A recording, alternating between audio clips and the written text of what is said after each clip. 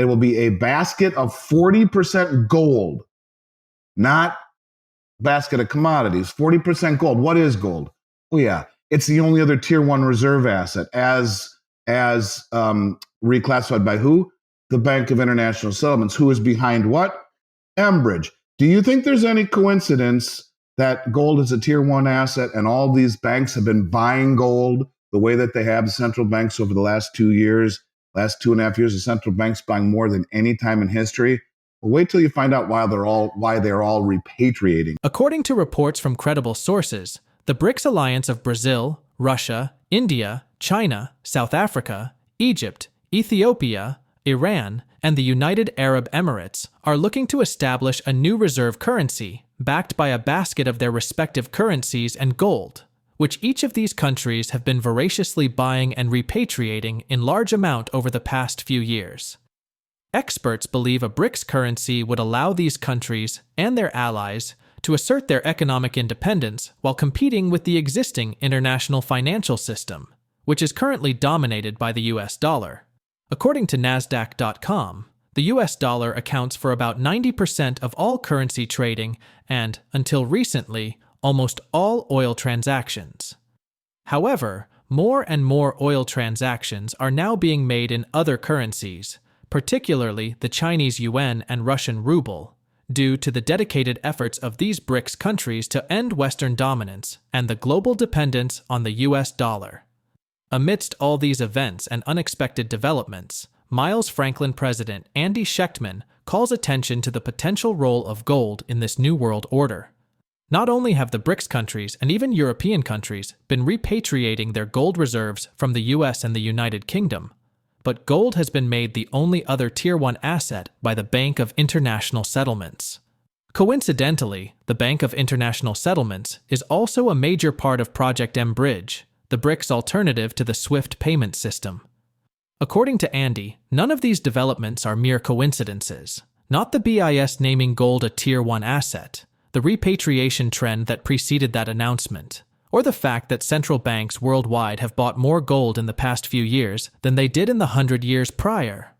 In his recent discussion with the Reinvent Money podcast, Andy highlights the importance of the BRICS 40% backed currency and what it would mean for gold prices in the coming years.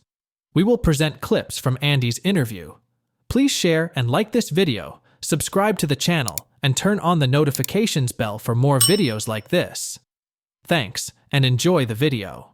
The reason I've been talking about the BRICS issuing a common settlement currency or even a BRICS currency, which this is not, is that there's a man named Sergei Glaziev, and I've been saying this on thousands of YouTube videos since 2020, because Sergei Glaziev is the Russian finance minister, the minister of economics for the Eurasian Economic Union. And he said this for years, there will be a common currency that will be backed by a basket of commodities, he said, and a basket of BRICS plus currencies. Been saying this forever, so I've been saying it.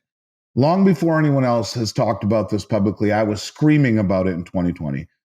And then there's a meeting in Russia just a few weeks ago. And from it, Dilma Rousseff comes out and makes a couple of comments. Dilma Rousseff is the former president of Brazil. Dilma Rousseff is no small fry. Dilma Rousseff is the head of the BRICS New Development Bank. And she came out and publicly said the following. She said, first of all, 59 countries have formally applied to the BRICS, have expressed interest in joining the BRICS and applying at this new meeting in October in Kazan. Yeah. In Kazan. But she said there are two things. She said, I had two meetings, excuse me, on the sidelines with Sergei Glaziev and Putin. And in principle, we have agreed to a new settlement currency. Remember mBridge, trade our local currencies, our CBDCs over the mBridge. And so we have to make sure that we keep our BRICS plus currency ecosystem, our own monetary system, our economic system. We got to take good care of it. We don't have to worry about converting to a US dollar as much. We want to keep our own little ecosystem strong. So she said, in principle, we have agreed to a new settlement currency called the unit. And the unit will be, instead of a basket of currency, and by the way, she said, I had these meetings with Putin and Glaziev. And she said, in principle, we've agreed it will be a basket of 40% gold, not basket of commodities, 40% gold. What is gold? Oh, yeah. It's the only other tier one reserve asset as reclassified by who? The Bank of International Settlements. Who is behind what? mBridge. Do you think there's any coincidence that gold is a tier one asset and all these banks have been buying gold the way that they have, the central banks over the last 2 years, last 2.5 years, the central banks buying more than any time in history?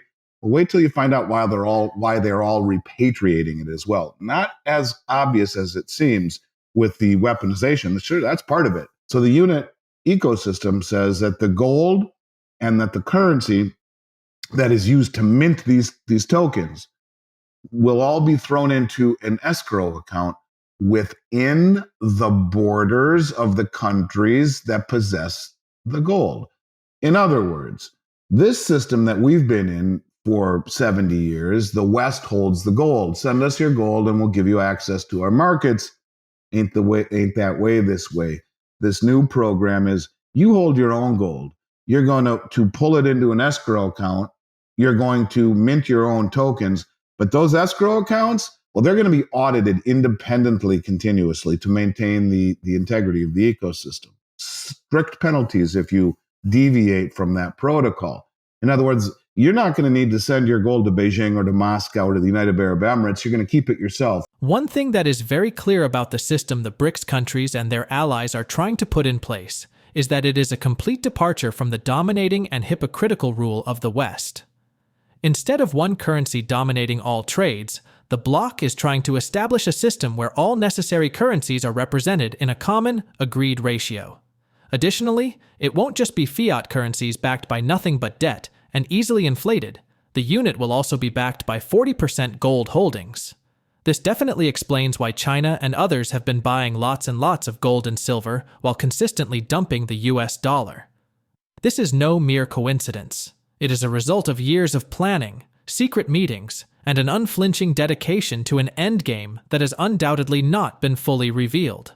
Even Western politicians and policymakers are beginning to acknowledge the risk this poses, which is why former President Donald Trump has vowed to impose strict tariffs on nations seeking to move away from the US dollar as the global currency. Let's get back to Andy's interview. When you talk about gold and relate it to the dollar, the petrodollar deal said we will sell you, we will denominate oil globally in dollars, and for that and recycle any extra proceeds into treasuries. But for that, you'll protect us. Okay, great. So now Saudi Arabia has joined BRICS, the BRICS New Development Bank. They've joined the Shanghai Cooperation Organization, which is the largest regional military organization in the world. And if you look at like the performance of the Treasury, for example, over the last 25 years, gold has doubled it with no counterparty risk. It can't be taken from you if you're holding it in your own possession. And so there's no reason to own treasuries. And so what these countries are doing are slowly rolling off. They're not continuing to re-up their treasuries, letting them roll off their balance sheet and replacing it with gold, because gold has doubled its performance and has no counterparty risk and will be part of this new system. And so what you're realizing, and there's some numbers that I did just the other day. I'll read it to you. If you were Saudi Arabia, what would you rather have? Would you rather have would you rather have dollars or gold? And I did this math. Let me see if I still have it. I know I have it somewhere. I did this math where it really blew me away. How much more sense it makes to own gold for your oil instead of US dollars. Let me see if I can find it here real quick. If I can't, I'll skip it, but I think I can. Here it is. Okay. So, and I did that. This is the interesting part. I did this last week with gold at $25.90, and today we have gold at $26.61. So in a week, it's up $70. But I'll do it with $26.61 at $25.90 and oil at $70 a barrel. You get 37 barrels of oil for 1 ounce of gold. Right now, it works up to 38 barrels of oil because in a week it's gone up. So if you're Saudi Arabia, you're thinking, shit, what do I want dollars for that are depreciating by 7% per year through money creation when I can buy gold that's increasing by 9.9% per year since 2000? And you can see that in a week, it's the difference of 1 barrel of oil because gold keeps going up. So in any case, if you realize that you for 1 ounce of gold, you get 38 barrels of oil. Imagine you have your wife's purse. See, you're married, and your wife's purse, and maybe she's got an extra strong strap, and it can hold 20 pounds worth of gold, which is 290 ounces of gold. 290 ounces of gold in one woman's purse buys 10,000. Well, it was 10,730 barrels of oil. Right now, it's going to be more than that.